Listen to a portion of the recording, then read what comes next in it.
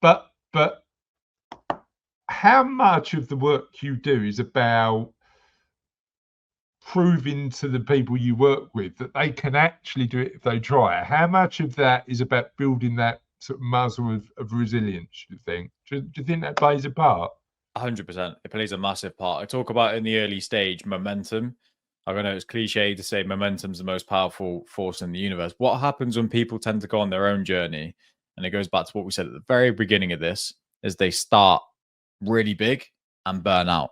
What that does when they start big, they get really quick instant gratification of results, and that builds momentum, but the momentum doesn't take you anywhere. So what we're trying to do is a really delicate dance between starting small and building up, but generating enough result in the beginning that it facilitates the mindset switch that, okay, this system is working. I can actually fit this in around what I'm doing, and we've probably got some room to scale up. And as soon as you unlock it, it's a huge psychological shift for people. And it usually happens within the first, some people within the first week, some people within the first 3 weeks, but they'll reach out or get a message or we're on our call and they'll be like, I've got it today. Like I understand it. Like when you've been banging on to be about momentum and habits and we're building this system in this early phase and everything you're saying, before now it's been words and I've just been going along with it. Now it's clicked and I feel it.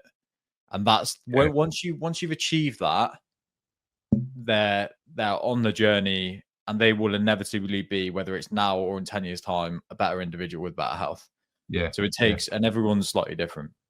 And it's interesting because you talk about momentum as the law of the universe. I'd suggest as a financial planner that compounding was the sort of the unknown law of the universe. But actually, they're both exactly the same thing. Yeah. Small incremental actions built over time make a big difference, right? That's all it is. And actually, in so many aspects of our life, that's what's important. And do you know what? It's so interesting. I was on a call with Owen yesterday, who's in our BIP 100 group. And the one thing I said to him, and he was showing these compounding graphs of how Warren Buffett is traded from the age of 11 up to, what is he now, 89 or something like that.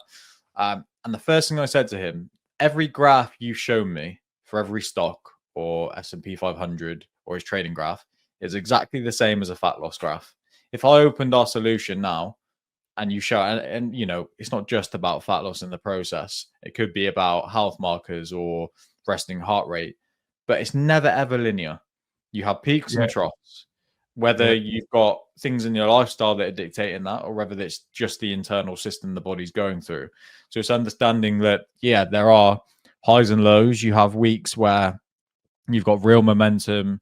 You're riding a wave of motivation. You've got a little bit more time. And then you've got weeks where maybe you're going to do some speaking or you've got to travel for business and you're away from home. You're in hotels. You've not got access to the gym kit. You can't prep your meals. You're eating out. And for a lot of people, when they're taken away from the routine, that is what makes them crack. And they go, I just can't do this. I'll get to it next week. And next week never comes. So it's just about understanding, okay, my level of execution or my definition of 100%, going back to the 100% metaphor, has changed now. So yes, I'm really operating at a lower level, but I can still tick over. I can still make positive actions, make small positive decisions. And when I come through this week, I'm back. So it's about, there's never a straight line, is there? There's variability in every aspect of our life, but it's about getting cut. One of the things that we always talk about, and actually part of our sort of onboarding process with clients, is talking about being comfortable with volatility and change in our lives, and actually just continuing having that focus on the longer term plan is really important.